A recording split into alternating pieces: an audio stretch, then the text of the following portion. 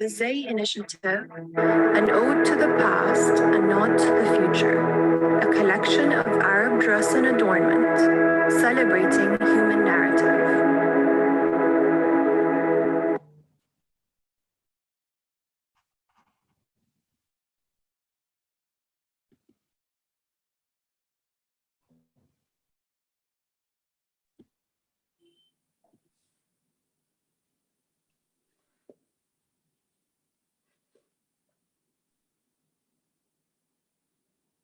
Hello, everyone.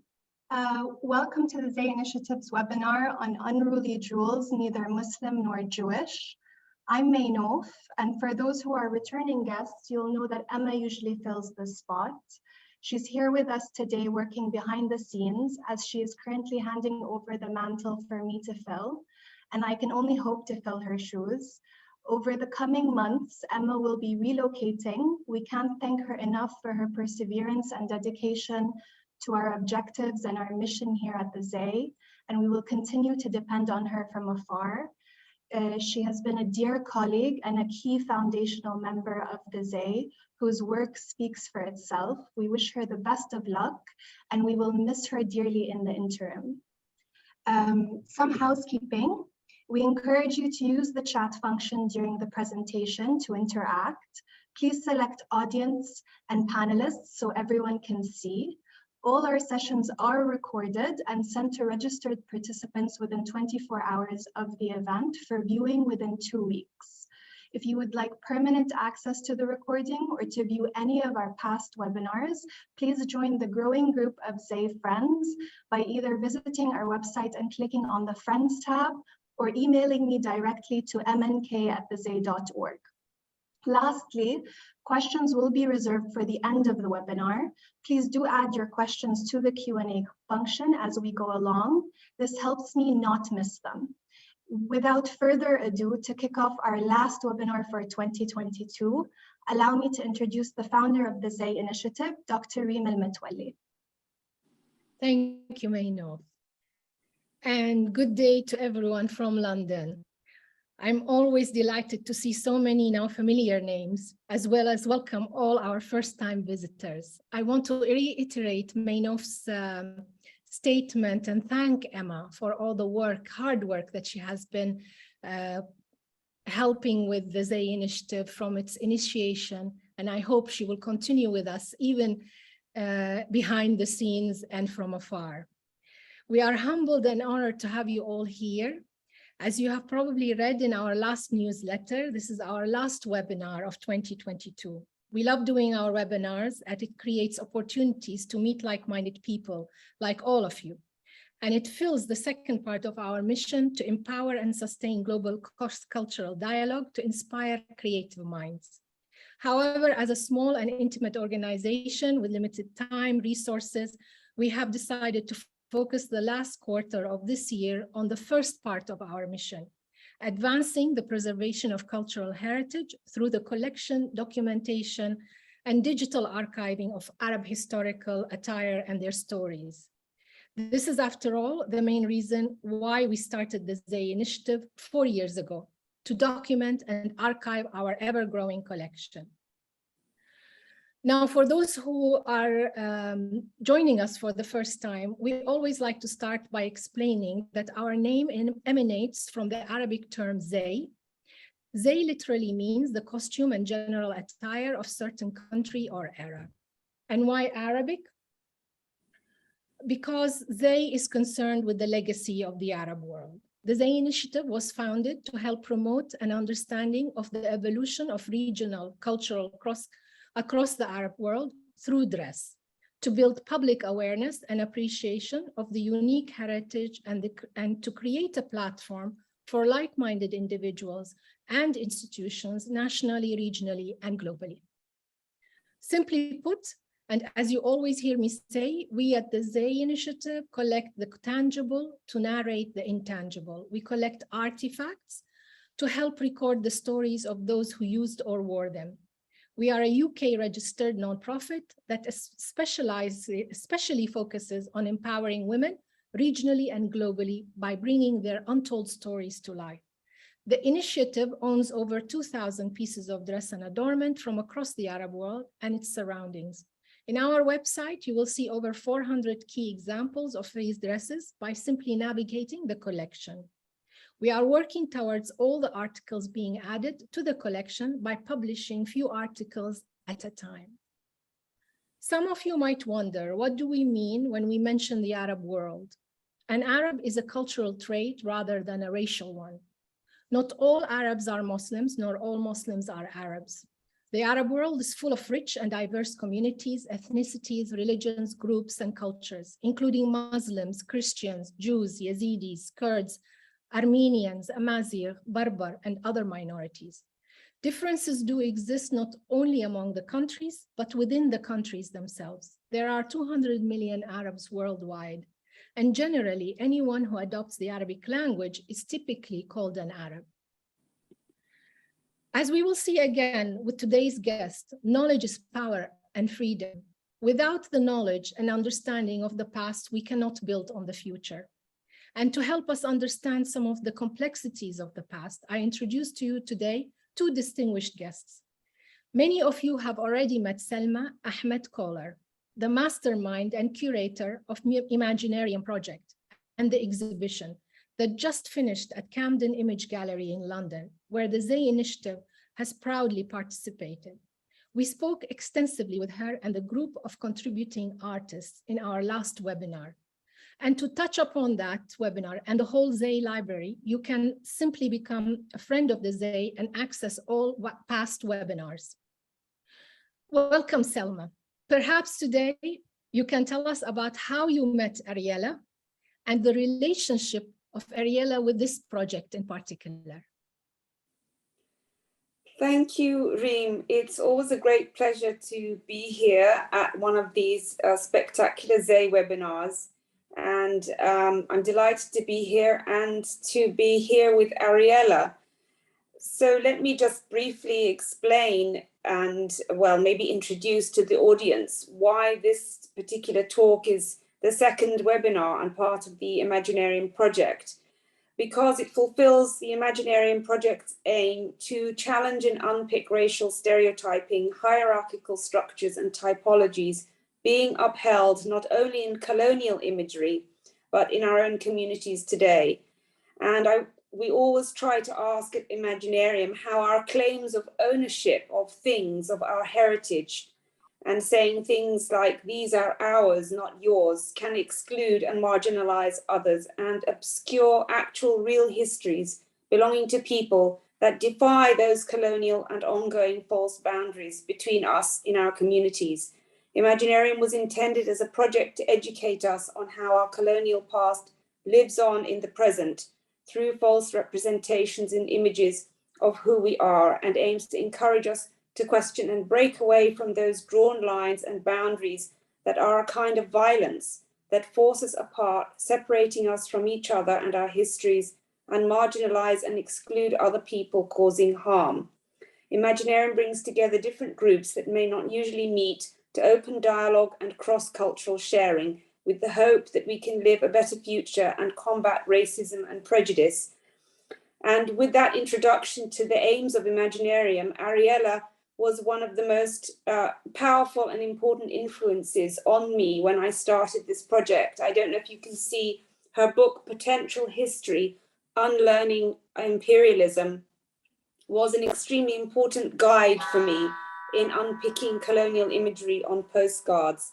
And I approached Ariella through social media, and that's how we struck up a relationship. And Ariella's contribution is also in our Making the Postcard Women's Imaginarium book as well. So Ariella has been a really crucial part of this project, and I'm excited that she's here with us today to introduce a perhaps sensitive but inevitable and important conversation about heritage and being both Arab and Jewish and being Algerian Jewish. Look forward to hearing more from Ariella. Likewise. Thank you very much, Salma, for this introduction. And I would like to now welcome Dr. Ariella Aisha Azoulay. Dr. Ariella is a professor of modern culture and media and comparative literature at Brown University. She has film essays and curator of archives and exhibitions. Her books include The Civil Contract of Photography, published in 2008, Civil Imagination, The Political Ontology of Photography, published in 2012, Potential History, Unlearning Imperialism, 2019. Among her films are Civil Alliances, Palestine 47 to 48, which was produced in 2012, Undocumented, Unlearning Imperial Plunder, which was produced in 2019. And among her exhibitions, Enough, The Natural Violence of New World Order in 2016, Iretta in 2020 in Berlin. Dr. Ariella, on a personal note, I wonder if she can connect with us. Are we connected with Dr. Ariella Mainoff? Emma? Yes. Hi. Yes, here you are. How are you, Ariella? Good. On a How are personal you? Nice to note, be here. first of all, I want to welcome you to this talk that I am really excited for. And I am determined that we are ending this webinar series on such a central point. You are of Algerian, Arab descent and Jewish faith. You identify as an Arab Jew and a Palestinian Jew of African origin, which I would love for you to elaborate on. For me, this is a pivotal point that I would like us to start from. So maybe today you can thread us through a journey to shed light on somewhat a very sensitive topic. And to begin with, in your own words, how do you identify yourself? And how do you reconcile these two terms, Arab and Jewish faith? Yeah, so thank you really so much, Reem and Salma and Mainoff and Emma for inviting me. I'm delighted to be here and to be in conversation about these topics. It's always, makes me a bit nervous when I'm introduced as going to speak about something sensitive. So I struggle to make it less sensitive in the sense that, it's part of me. I'm trying to address these questions. I was born in the Zionist colony in Palestine, and I was assigned an identity that was not mine. That is the identity that the Zionist state fabricated for Jews who were gathered from all over the world. And gathered from all over the world under different campaigns of violence, expulsion, genocide, desires, fantasy of Jewish sovereignty, and more. So I was born there, 1 decade and a half approximately after the state was born also, and started to give us identities. And it took me years to unlearn this identity and to understand that I was not born to be, a light weapon of a state, of a nation state. I have my histories, I have my origins, I have my ancestors that are elsewhere or even in Palestine, some of them, because from my maternal side, I consider myself to be a Palestinian Jew. This is also a category that was made impossible. And from my paternal side, I consider myself to be Algerian Jew. And these categories are categories that I'm trying to work with, that I am trying to make them more than my own categories, but categories that should inspire us to imagine how we can continue the decolonization of the world. Just one anecdote, not really anecdote, but let's say a formative anecdote, is when my father passed away 10 years ago, looking at his colonial documents, because my father was colonized in Algeria by the French. His ancestors were colonized in 1830, and when they imposed the civil status, they imposed also what they called the livret de famille. And in his livret de famille, in his family book, I discovered the name of my grandmother that my father concealed from me, which is the name Aisha. At the moment when I saw it, with all the pain that I had of losing my father just passed away, I made a statement in front of my two sisters that I am Aisha now. And since then, I am Ariella Aisha, with the name that I was given and the name that I took to myself. So if you ask, how do I reconcile my identities? I do not reconcile them. I work with them because it's not only about me, it's about the world. Yes, thank you very much. That's well. Salma. Ariella, I'm always blown away whenever you speak and introduce your identity and, you know, that combination. And here we have your first slide. I wonder if you could tell us a little bit about what it is that we're looking at. Yeah, so you know, I was collecting material about Algeria for many, many years. And every time, you know, a new object or a new pictures come across, I'm starting to understand what is in it, but what does it mean about me in a certain way? And I'm looking at, you know, I found, you know, an album that I made in the university purchase. I think that it was owned by, you know, settlers in Algeria, because it gives, you know, kind of journey in Algeria. And I'm, you know, perusing through the pages, and I arrive to this page, and I see to my surprise that these two women, that, you know, they are dressed in a very particular way. We can speak about it later, but they were identified first as Jewish type. And then someone, you know, crossed the name, the title Jewish type, and they were made Arab types. Arab types, thinking from the point of view of the colonizers, as presumably when this album was prepared, which is the beginning of the 20th century, that Arabs exclude Jews. So I laughed at the beginning because, you know, they are trying to make here something. What do they try to make? So, you know, the instinct of a scholar can be, now I have to verify, were they really Jews? Were they really Arab? What does it mean exactly being Jews and Arabs in a world where people were Jews and Arabs and Berbers and Muslims and vice versa, or from the other way? So I, you know, throughout the years, I am avoiding the position of the expert that now will give you the definitive answer. I'm not interested in the definitive answer. I'm interested in what they are trying to do.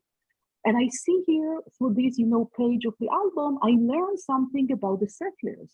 They are very responsible. They are very scientific. They cross it only, you know, with a pencil, not with a pen, because they plan to check. They plan to verify. They had an agenda to verify. Also, when you look carefully at these two pictures, other pictures in the album seem like, you know, landscape pictures that maybe someone took them, but these photographs were definitely taken in a photographer's studio. But unlike postcards, the postcard, you know, elements were cropped away. And if you look carefully at the images, you would see here, I don't know if you see my cursor, no, you don't see, but I don't show it, but, you know, in the bottom side, you see that they were cut with scissors, not with the guillotine that we use in order to cut postcards. So they also wanted to eliminate the non-personal way that the images will appear in their album. So they wanted actually to possess, in a certain way, my ancestors. And my ancestors were both Jews and Arabs and Berbers. I don't know if they were Berber or Arabs. So this is why I'm saying maybe Arab, maybe Berbers. But anyhow, before the French arrived and started to impose on people who they are and to differentiate them from each other, these women didn't wake up in the morning and ask themselves, am I a Jew? Am I a Muslim? No, they did what a Muslim woman is doing. They did what a Jewish Muslim is doing, but they did what a neighbor is doing. They did what a woman in the market is doing. They didn't have this question to now worship it till the moment when people decided to destroy this shared world just in order to make this identity scientific and separated among the people who previously lived together. Thank you, Ariella. Just before we leave that slide, I think, well, you already answered the question I was going to ask you was, you know, when this woman wakes up in the morning, you know, how would she have communicated, or what would be the most vital aspect to her, you know, through her adornment? What affiliations, was it her Jewishness or Muslimness, her Arabness, Algerianness? There are so many ways that she could have identified, and how the typological statement entraps us in trying to then verify, which actually leads us in the wrong direction of trying to identify when actually it's completely leading us up the wrong path, which you explained so well. Yeah, so thank you, Salma. So I'll try, you know, to reply your question, but to move us toward the next slide in a way. You know, these women, as I said, they're working in the morning and they're doing what they're doing. And part of what they are doing, they share miracles with each other. Because, you know, when a very old Bible arrived from Jerusalem to the shores of Annaba in Algeria, Jews and Muslims are at awe. This Bible arrived safely within a wooden case. So they were so excited because only the Jews who were on the shore were able to pull the Bible. The Muslim was so in awe of what is going on there that they decided to build for them a synagogue. And they continue to get into these synagogues even as they were Muslims, because this synagogue was built around a miracle that they all cherish. When I'm looking at these images, whoever watched the Battle of Algiers, which is really a formative film in the history of the Algerian War, so there are these three women who are getting dressed before they are going to leave the bombs in three sites in the cities. And they are changing their clothing, they cut their hair, they remove many things. And one of the three, the oldest one, that looks more Algerian, or let's say that could more difficultly pass as a French woman, she also has to take off her earring. And this is for me very significant, because whatever colonial and imperial violence tried to do to separate Jews from Muslims, after the departure of the Jews from most of the Arab world, from North Africa and the Middle East, the Jews were most of the fabricants, most of the jewelers, the Jews stayed there. So she, in order to pass as a French, she has also to remove something that attach her to Jews, which are the earrings. Very, very insightful and interesting. And yes, I think we will be elaborating more and more as we go along on the jewelry and how it was used. But moving to this slide, Salma, you had a few questions here. Yes, I was very interested, obviously coming from the Imaginarium perspective and seeing the two postcards, and one is labeled Femme Arabe, Arab woman, and the other one is a young Jewish girl. It's labeled anyway on the postcard. And this visual way that such postcards present us with a picture and a label within a kind of typological hierarchical framework always pushes us into making comparisons between, you can't help yourself, you start looking back and forth between the two faces. This is an Arab face, this is a Jewish face, and already we're forced into trying to make aesthetic decisions about what looks Arab and what is Jewish. And so I wanted to ask you, Ariella, how do we escape that kind of compulsion that these images do? And would it help us to ask, in fact, what do they share in common as being part of a Jewish, Arab, Berber, Muslim society? Yes, thank you. So I would like to start say a few things. One of them, when I started to look at plunder of objects, it was not in relation to the Arab world or North Africa, it was in relation to Africa, to Congo. And one of the decisions that I took when I started to study the looting from Congo is that I have, at any price, avoid the position of an expert. I should not look at these objects looted from Africa that are kept as captives in all the museums. I should not look at them as if I was an expert. They were looted, and I should respect the premise that they were looted and they belong to people who do not have access to them. So I would study only the looting. When it came to women from the Arab world that are my ancestors and were not my active ancestors, because I was born to women that already looked like French women. And I also didn't grow up with them because I was born in the Zionist colony in Palestine. They lived in Algeria until 62. And in 62, because the family was never a Zionist, it was by accident that my father landed over there. Most of the family, my grandmother and my aunts, left to France. So I didn't grow up with them. So in a way, I didn't have much from Algeria, but this is something that I had to refute. So I started to look at these women, but from a different perspective.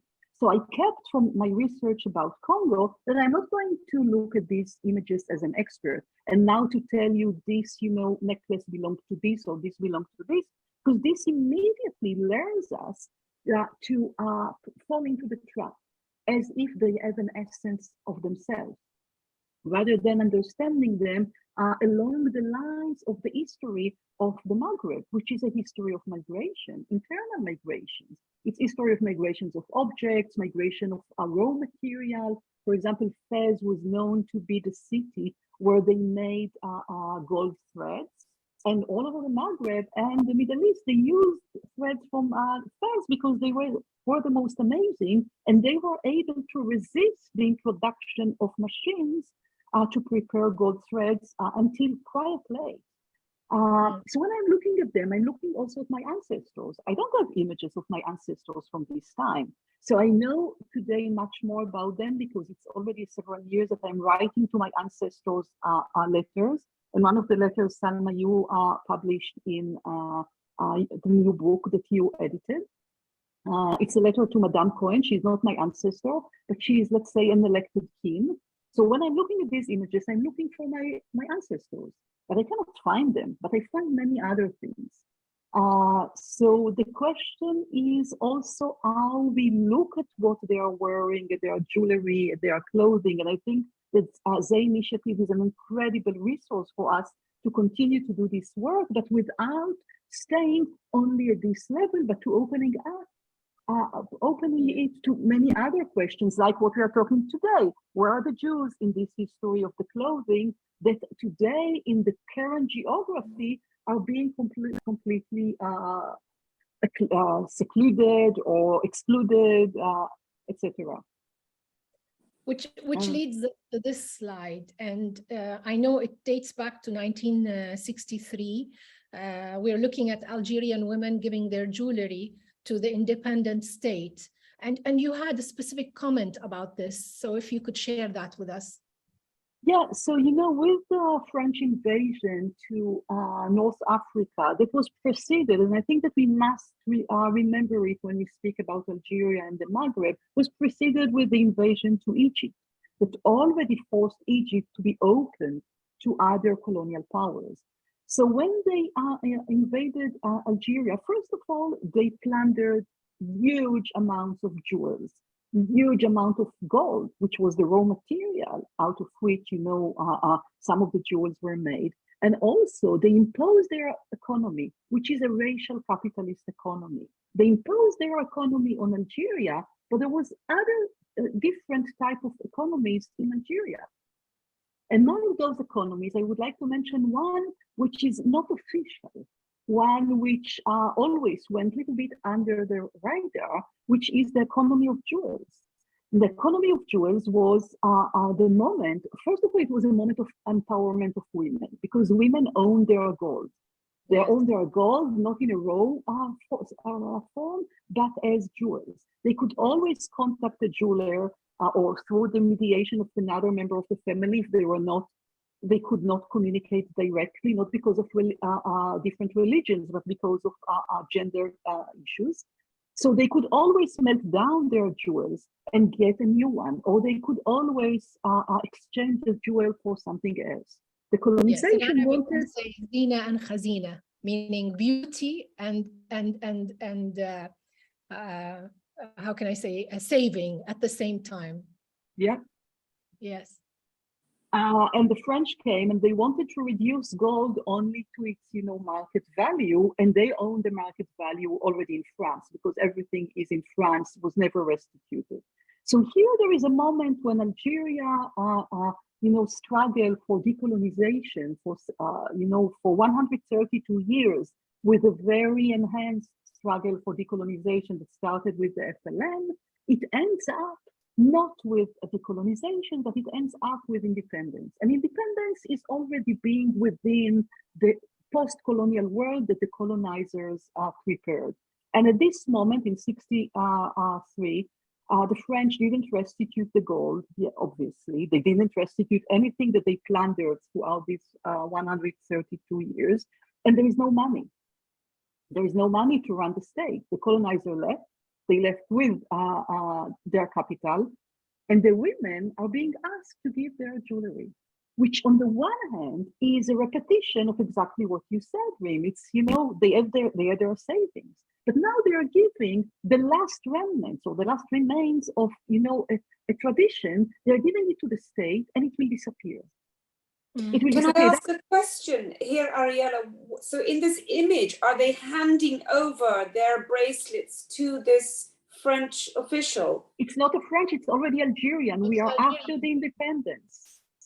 So what I'm saying is the independent state that takes the form of a nation state reiterates, in fact, the dispossession of women of their gold, of their power in a way. And while it could be a nice idea that you participate in, strife, but you should not participate when the colonizers didn't restitute, when the new state will actually end up as a military state. And also for me, this is, when you have in mind the image of the Battle of Alger, that the film was done a little bit later, but the scene goes on at the end of the 1950s.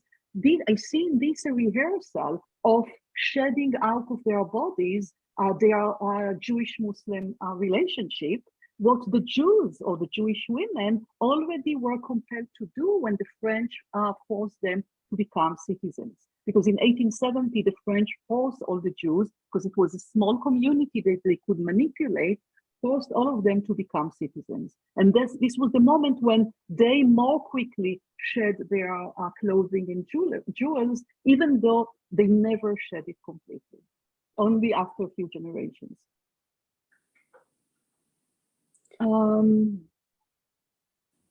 Should I jump, or do you want to ask me a question? Yes, go ahead. Yes, I think, tell us. Okay, so it's a beautiful image. Yeah, so the image is an image. She was, identified as a Jew, maybe, but even if she is a Jew, if there was no the colonial project, she would be, Jew whose culture is Muslim. She spoke Arabic because this is what they spoke. She shared, as I said, traditions, saints, miracles, jewels, costumes, everything. And, we are looking, and especially I think, Salma, in our dialogue about postcards, we're looking at postcards. And Rim, what you said earlier, that the Zay is collecting the material to imagine the immaterial. This material and immaterial question is really crucial when we approach all this. Because I didn't visit yet the Zay, but I visited some museums in the world, and I want to cry. They hold, the jewels that weigh 1 kilo. I never hold 1 kilo of, a necklace. I have only, 100 grams of a necklace. I have only the postcards that weigh nothing, that they are immaterial in a certain way. They have a different materiality. And as I'm not interested only in the jewels, but I'm interested in the world that was destroyed when the colonization entered, I cannot stay on this kind of immaterial level or only in the material of looking at them. I'm looking at them, I'm studying about them, but I wanted to touch them. So I cannot touch them because museums hold our property, our ancestors, are protective amulets. So what I started to do, I inherited from my father who loved to collect, coins, but he didn't collect them like a collector who is looking, I need this piece or that piece. He had a small store of vinyls, musics, radios, etc. And whoever came from different parts of the world, he always collected their coins. He always asked them to pay him with foreign coins. So I inherited a box of coins from my father when he passed away. And when I started to work on these jewels, it was so obvious when I looked at this beautiful necklace in the postcard that I will prepare one. So I started to pierce them. And through starting to pierce them, I started to understand who were my ancestors, because as the Jews were most of the jewelers, my ancestors were defined by their profession, not by being Jews. So they were also defined by Jews, but not only by being Jews. So here you have, one image of a necklace that I never touched. It's at the Hebron. And this is the necklace that I prepared with the coins that I inherited from my father. Here you see, on my palm with some of the coins and some other, necklaces that I'm copying. I'm not a jeweler, and I'm not pretending to prepare new jewelry. I'm not interested in giving a modern touch to the old one. I'm interested in copying or reproducing. Why reproducing and copying? Because it's about awakening muscular memory. I don't want only to struggle to have, memories in my mind. I want to wake up the muscular memory. Muscular memory to us. Sorry? Please, could you explain what do you mean by muscular memory? Yeah, so, we tend to think about memories as something that we have in our head and they disappear. But just think about, the oldest women that you know, they cannot maybe remember many things, but just put them in the kitchen and see what happens. They remember exactly how to prepare the dough. They remember how to make the cake. They remember everything. So with jewelry, it's the same. When you buy bicycle, it's the same. So I asked myself, what do I have as muscular memory? My father grew up in Algeria until he was 29. It couldn't be that I didn't inherit his skills, what his hands learned in Algeria. And when I started to work with metals, all of a sudden, when I first time held the torch, I went once or twice to work with a jeweler. So I handle the torch. These jewels I'm making without, melting the metals. I had all of a sudden, a kind of flashback. My father learned when he was very young, like 14 or 15, to become a radio technician. And you cannot become a radio technician without holding the torch at the time and putting together all the metal wires. And if you put together all the metal wires, you probably, purchase them or exchange them with all the jewelers around in Iran where he used to live. So awakening, and I couldn't think about it. If you would ask me 5 years ago, I couldn't think about it related to what I'm doing. But as I was awakening my muscular memories, what I have in my hands, it came together. Amazing. It's wonderful. And so speaking, sorry. Go ahead, please. So speaking about muscular memory, so the colonizers arrive and they plunder really masses of objects, of what you have in the soil, everything they plunder. And they start also to plunder something else, something that we now desire. They impose their taxonomies. They say, this jewel is this one is made for this one has this form. But when I'm looking at this, I'm trying, to find, some jewelry that I can afford through eBay. And when I'm looking at these two wonderful pieces, that by the way, I wanted to purchase one of them, and the seller from Morocco, he told me, but I have also this one. I looked at this and I told myself, why do I need a second one? And then I said, well, are you stupid? Of course you need a second one, because look what is here. What is here is the memory of the jeweler. They had this form before the French came and they told them, no, it should be like this or like this. The stone should be round or the stone should be square in the middle. But then when they prepared these forms, they didn't have, the repertory that was prepared by Besançon, by Polydel. They have their muscular memory. So they prepared it. And they had a very nice green stone, so they put it in the middle. The day after, they had a very nice square red stone, so they put it. If you look at it, if you will not see them together, you would say, it's the same, I want this one. And you will take the other, you will even not pay attention because it is so beautiful, because you will know what it is if you would still be part of this world. So what I see here is the muscular memory of the jewelers that is not mediated through the French colonial eyes, taxonomies, and names. So here you see, voila, this is the colonizers looking at these jewels. They have no world, right? Yes. No memory. It's really pure forms. They separate one from the other. They tell you how it should be. And then you go to experts and they will tell you, no, but this is from 1960. No, this is from Tonge. No, this is from Biskra. Okay, maybe. But if it is from Biskra, but maybe, my ancestors moved from Tonge to Biskra at a certain moment because there was an opportunity at Biskra, and vice versa. So the question is how we do not succumb to these colonial, classifications and become experts of our ancestors.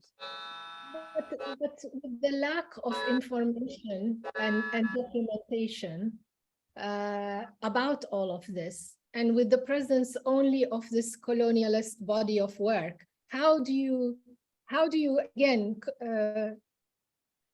navigate between the two? I think that similarly to the way that you do, and similarly to the way that Salma is doing, we have much more memories. We have much more access to different things that they didn't have, that they were not interested, even if they had. And we are trying to put them together in a way to create the life out of these objects that they wanted to kill and to tell us that it's over, they belong to the past. No, they do not belong to the past. I had a question, actually. It's interesting that you said that the objects that they wanted to kill. And I did actually want to say to you, I was reading a book once by Marina Warner, and she suggests, and I've always had an objection to the word object, that it's a quasi-scientific term that creates abstraction and separates a thing from its life world. And she suggests we should use the word thing, not object, because thing still holds within that word a vestige of life. What would you use if we want to try to stop using colonial museum language and calling things objects? What could we use, thing, or would you suggest an alternative to escape? So thank you for bringing the question of language, which is really very, very important. So I think that, rather than acting like colonial and deciding now what would be the best term, I think the different terms do different work for different people at a certain moment. So I think that there is something about this cacophony which is not bad at all. And when we think about objects, they have this colonial history, but they also have this object, as you said also yourself, objecting to objects. In the object, you have also the objection, not only the relationship of subordination to the subject. So I like objects. I don't dislike objects. I'm fine with things, but if you ask me which term I would use chafatzim. What is chafatzim? Chafatzim is in Hebrew. Chafatzim. Chafetz is a kind of thing, but it's the materialization of the will. I want something. Ani chafetza to have this one, which means that the chafetz is related to a will and a will to an object. Or also I would use dvarim.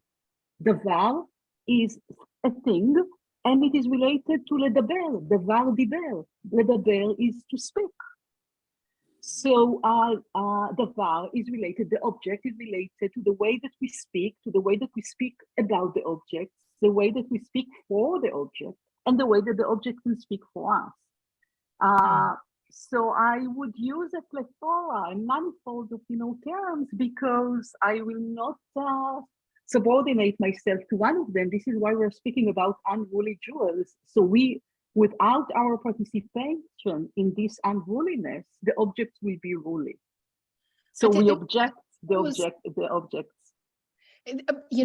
This what you're saying just shows how sort of many of us are very ignorant to the meaning of these lost meanings behind these objects, behind these designs, behind these motifs.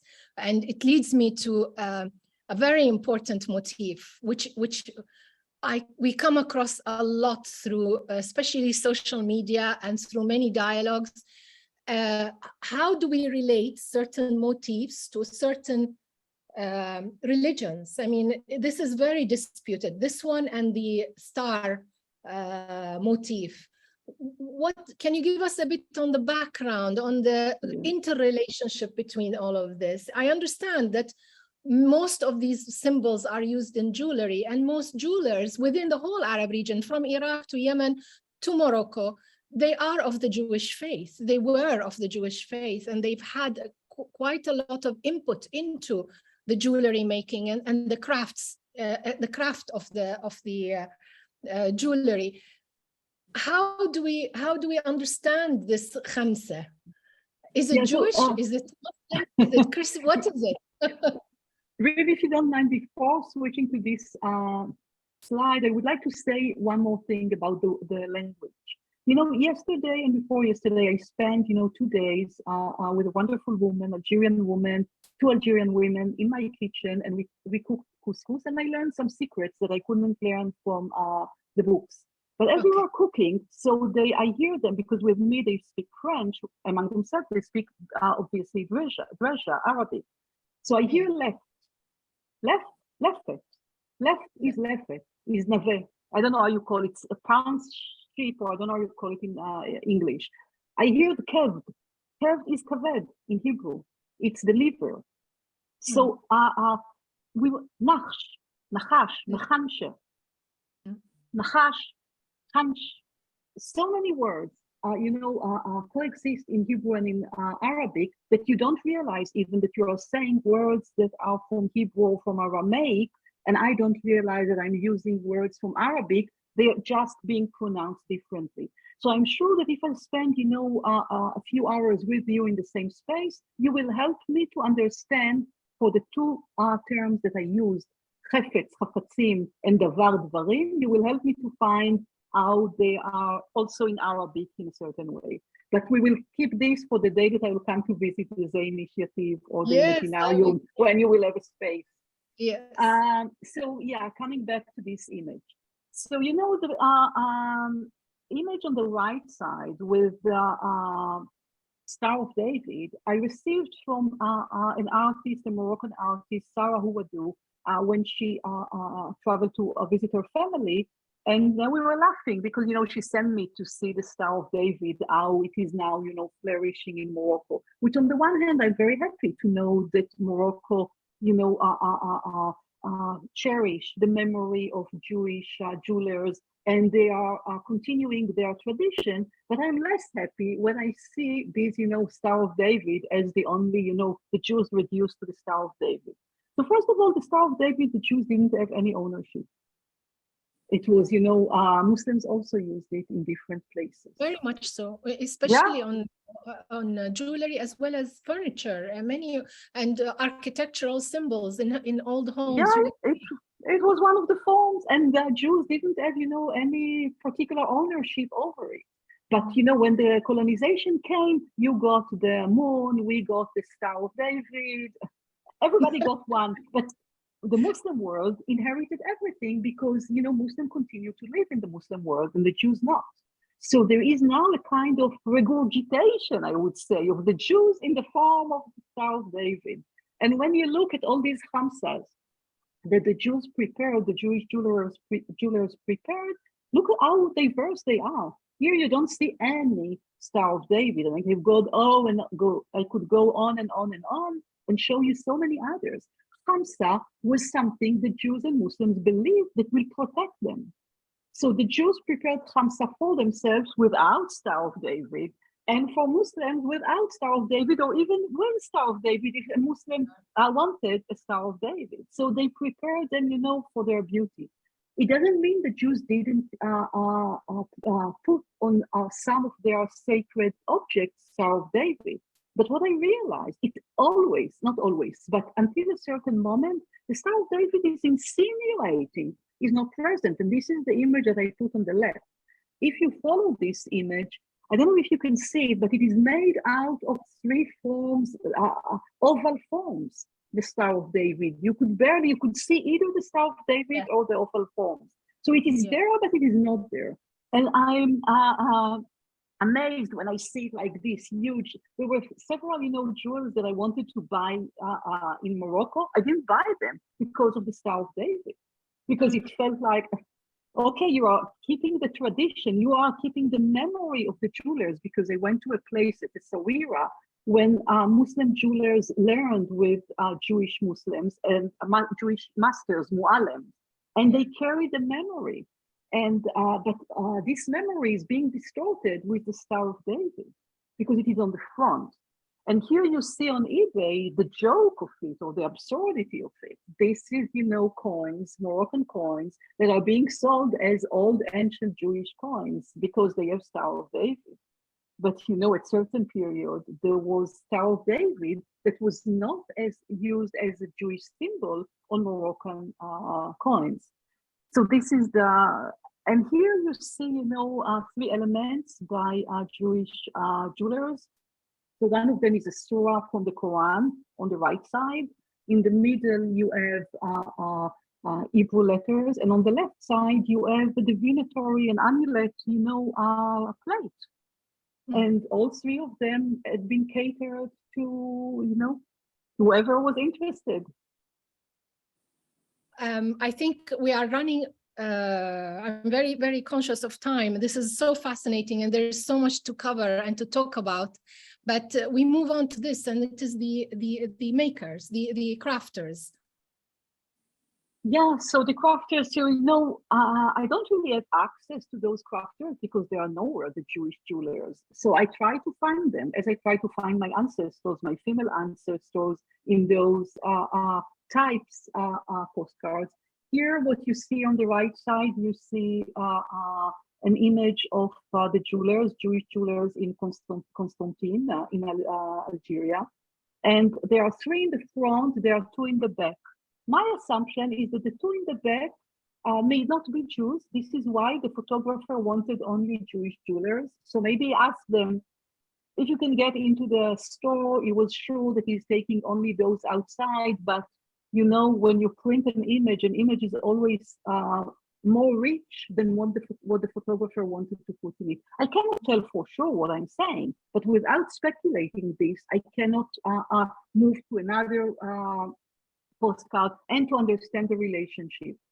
If you can just give me one more minute on this postcard. And what I'm interested in is here we see, for example, two different types of jewelers, right? One of them is a store where people know where to find them. Another one is in the fair, in the market.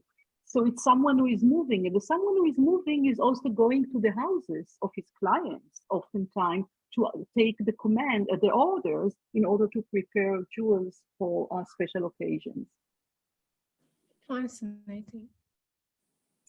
So here, just briefly, it's a map of the city of Alger, the first city that was conquered. The French entered through Sidi Farouche, and then they entered Alger. And the first thing that they were doing in Alger is erasing the city center, the lower Kasbah.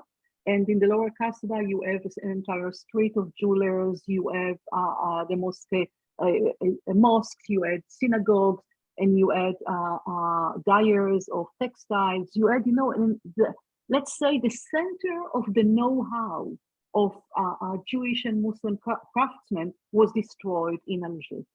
And I cannot, think about these beautiful pieces of jewelry without thinking how the French plunder the objects, destroy the infrastructure of making jewels, and kept them in their museums. And when we speak about decolonization, it requires working on these different levels. So this is in the book that Salma edited. This is Madame Cohen. Usually we don't see Madame Cohen or others writing on the front of the postcard. Usually we read the writing of the colonizers, the writing of the settlers at the back. And I was intrigued by this. And my family is Azoulay. This was the name of my grandfather, but obviously my grandfather married a woman who has a different name. So her name is Cohen. And this woman lived in Alger, in Oran, Tlemcen. We are not sure where she lived because she wrote two different dates. It could be one of my ancestors. It could be the sister of Aisha Cohen, who married Joseph Azoulay.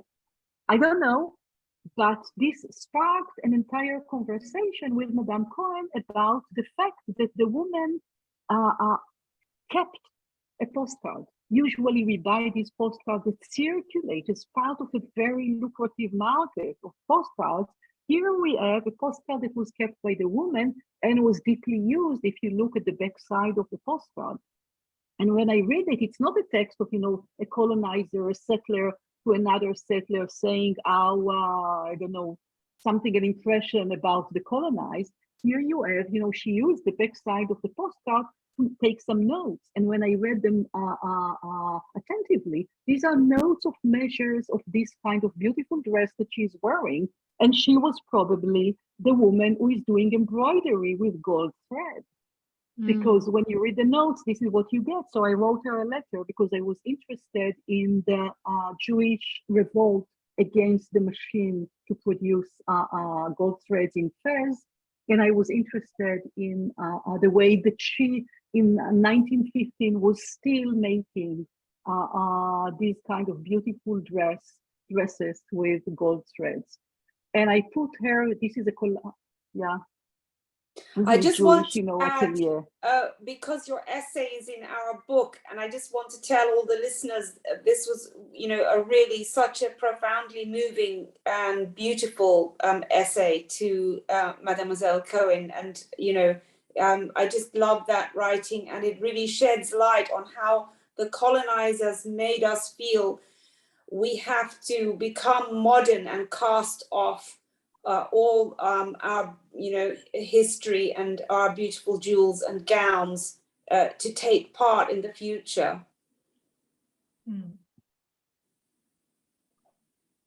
Yeah, so here is one, of the many ateliers of, gold thread embroidery. But I know that we are running out of time, so it's fine. And here you have, a drawing at the Musée Quai-Branly. They were not interested. Likewise, by the way, with this image of Madame Cohen that I found it in the Jewish Museum in Paris, they were not interested in recording, what she has to say when she decided to donate these postcards. They were just happy to have the object. So I object this object, Salma, coming back to I object the objectification of this object of the postcard. They were happy to have a postcard of an old woman who wore old clothing while she was very young, as you could see in the image. If we can just go back to this image, she was young. She was not an old woman. How old is she? 20, barely 20. Yeah. But, we tend to relate to them like old women, but she's not. So they didn't record what she said. So if we will go back to forward to the image of the plunderer, so alongside, rather than, even understanding what they have deeply, because Jews have social life, they were not interested in the social life. They were interested only in very dry and destructive information. So it's not surprising that they were also interested in having in their collection an image of the plunderer. Look at him. Look at the textile that he's. Do you want it into your collection? What he's holding on his arm? Right? We look at this. He have this. He have the address. He has, jewels on the ground. And here, when you enter the Quai-Branly, here you see how much, plunder, looted material he has. Where is it? We don't know. But we know that Quai-Branly cherished the plunderers over the women whose objects they kept. And when you enter the Quai-Branly website, so you could see, a glimpse of how many of yours, our ancestors' jewels are still there. So I made a film. It is called The World Like a Jewel in Your Hand. Just finished it last month. We'll be happy to share it in the Arab world. It's about Algeria, jewels, and plunder. And in this film, what I'm trying to speak about is how can we think in the decolonial way about what is still held in museums. Can I play devil's advocate and ask, if we hadn't collected these into the museums, we might not have them. So how do we answer that question? We are so used to tape recorders from the past, at least. Forward, backward, rewind. Let's do rewind. Okay. Rewind to what you are saying. If they wouldn't invade these worlds, we won't have to have this kind of access to them. We will wear them. We will wear them with variations. We will know from our ancestors how to put them on our heads. We will know how to continue to trade with them. We will not have the state really infiltrating our bodies. So you're right to ask these questions. And this is why we are not saying, okay, we're not interested because it was collected by colonizers. But we shouldn't accept the fact that we are grateful for them that they did this job. They did this job as part of destroying our ancestors' world. And if they wouldn't destroy this world, we should not have to collect them. We will have them at home. Or if not at home, at our hands, at the house of our aunt or our grandmother, or in the house of the neighbor. We will make them ourselves, and we will not work for the sake of capital. But again, perfect answer, Ariella. The best answer in the world.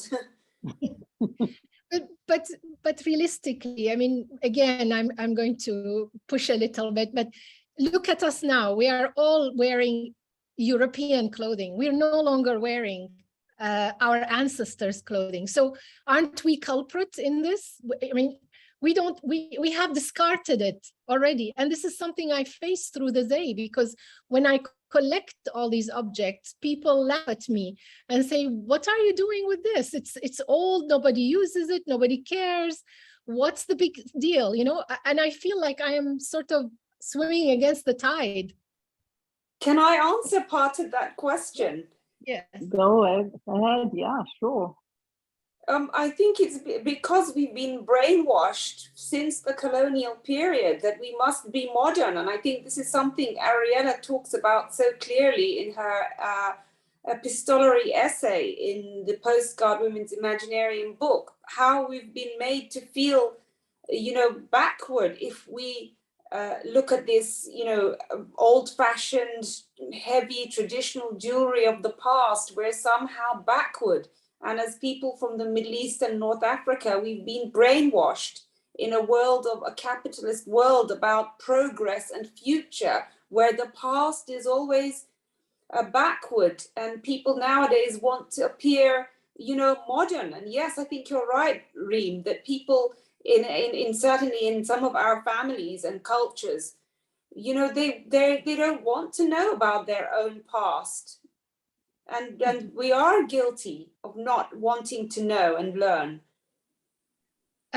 This has been really interesting, and I know we've got many slides to go, but I've been informed that we need to jump to the question and answer because we really don't have much time. We've ran about 15 minutes over time, and we still have behind the scenes. So I'm going to invite Maynoof to put forward a few questions before thanking my two guests. Go ahead. Thank you so much. That was extremely enlightening. We do have a couple of questions. Unfortunately, we do not have time because we do need to jump to the behind the scenes. So I think we can kind of talk and expand on those questions in that session. And for everyone who's asked a question and is not joining us for behind the scenes, we will be sure to kind of directly respond via email to your queries. For members of the Zay, just to clarify, I'll start the behind the scenes meeting shortly for a more intimate discussion. So please don't forget to log off from here and join using the link sent for behind the scenes. We look forward to welcoming you back in 2023 for upcoming webinars. For those of you who are based in Dubai, please don't forget to visit the Zay Initiative's ongoing exhibitions in both Shindaga and the Mall of the Emirates. If you're not a friend of the Zay Initiative, please sign up to be. We also have monthly newsletters that keeps everyone up to date with the ongoings. You can subscribe via our website, www.zay.org. We'd like to thank you all for your continued support and for making everything possible. We hope to continue to bring you conversations like these very soon. Thank you and good night. Thank you, Maynoof. Thank you, Dr. Ariella and Salma. I'm sorry we're cutting it short, and the questions will be responded to as Maynoof said during our behind the scenes section or by email individually. Thank you so much, and I'll see you in a few minutes behind the scenes. Thank you. Thank you. Bye.